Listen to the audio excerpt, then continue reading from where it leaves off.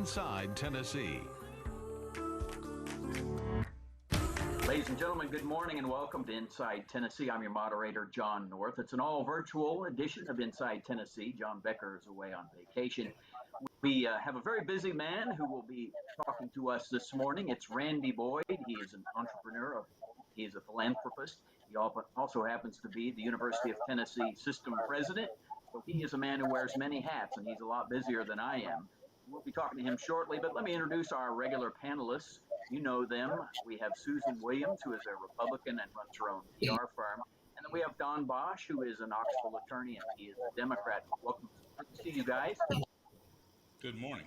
So, Randy, we've got a lot to talk about. Let's go ahead and discuss kind of the topic du jour or of the year, if you will, and that's the interest in the Multiuse Stadium, which is ongoing right now in just east of the old city. A lot to talk about there. And I thought I would just start by asking if I could. I think we're looking at hopefully construction finish for use in 2024. And how are negotiations going with the city and county? Any bumps there, or is it smooth sailing? Well, it's certainly not smooth sailing, but we also have a lot of positive momentum, a lot of enthusiasm from all corners of the community and from, I think, the city council and the county commission. There's still a lot of questions that they're asking, good questions that we need to get them answers to. So we're working diligently to do that. There's a timeline that includes a lot of approvals from the city and the county and the sports authority, the balance of this year. If we can meet that timeline and get those approvals, answer those questions, then we should be saying play ball in the spring of 2024. But again, I wouldn't say smooth sailing because there's just a lot of work to be done between now and then, but I'm confident that we can get it done. There's a lot of steps to go through. We know, obviously, I think the next Sports Authority meeting is the 28th of this month. We did, and then I'm going to ask for Don and Susan to jump in, but we did get a piece of what I thought was really interesting news from hotelier Nick Patel this past week, announcing that he's committed to a hotel right there along Jackson, just east of, I think it's Barley's. If this project goes through, that's great news, sort of in terms of the whole of the project and the effort. It's an indication of what everybody's been saying from the very beginning, that this is just a spark that's going to create a whole transformation of all of East Knoxville and the old city and downtown. The forecasts and all the estimates that we've done so far on the financial modeling for the stadium have just included the impact of what the stadium itself will do, the revenue that generates, and the $100 to $140 million worth of development that myself and my team has committed to investing just within the blueprint or the footprint of the stadium itself in that area. But what we've said all along is that this will be a catalyst to start other development. The hotel is just a very small example of what we will see a lot of. When Fort Wayne, Indiana built their stadium in downtown, over the next 12 years, they had $1.1 billion worth of additional investment. None of that upside is calculated in any of the calculations that the city and county have done so far. But I think it's right for them to be very conservative and use a very conservative estimate. Even on their most conservative estimate, the stadium is a very positive cash flow for the community. All right, So, let's hear Randy, from our panelist. Susan, we'll start with you. Thank you.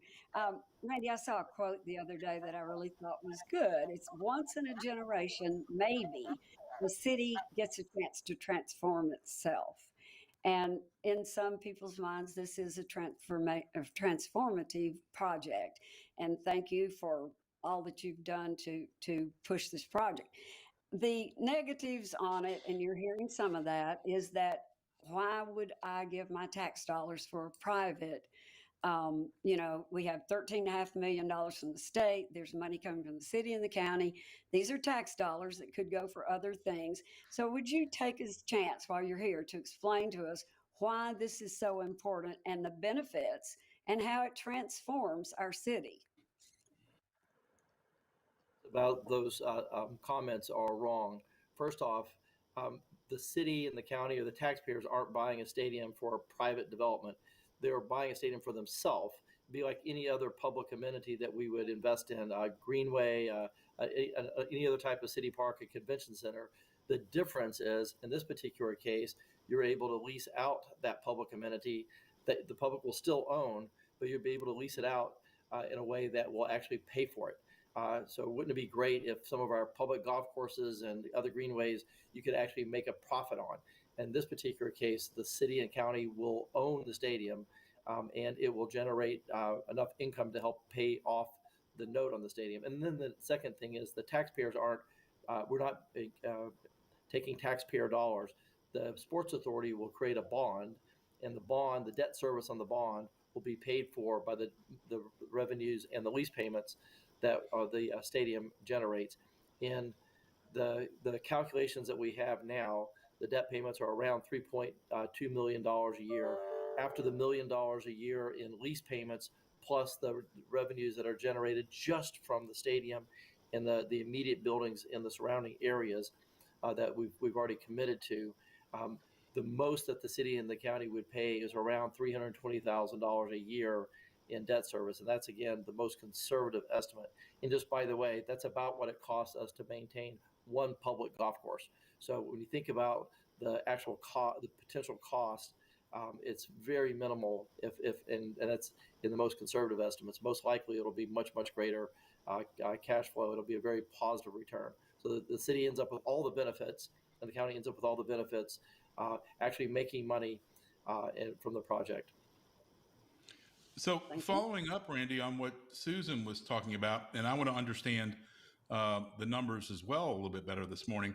I saw a quote in the media this week, or maybe last week, that you believed that the tax burden that was estimated of $75 million would actually probably be less than that, or tax liability, I probably should say, on the community. Could you go through those numbers and why that is? And maybe you just did there a bit, but explain that just a little more carefully. There's not a tax increase. There's no tax dollars that are being taken. The Sports Authority will ask for, or will get a bond. That bond will be paid for by the revenue and that the stadium generates, along with the lease payments. So no taxpayer dollars are taken. The Sports Authority does a bond that is then paid off by the investment itself. Okay, so is there any risk at all, I suppose, to the community? Not really. And that, and one of the other things that sometimes I think it's important to note that sometimes people will say, well, what happens if this project goes over budget? In this particular case, Boyd Sports is guaranteed that we will pay for anything over the budget. So right now, the stadium, we're estimating at $79 million in cost. I'm providing over $10 million in property, paying $5 million of that $79 million, leaving the city with about $74 or $75 million, for the Sports Authority, $74 or $75 million to finance. Anything that goes over that, I'm guaranteeing that we'll cover. So another risk that is not there. I think that explains. This is a good spot for us to take a break, but we have got more conversation coming up with Randy Boyd. You're watching Inside Tennessee.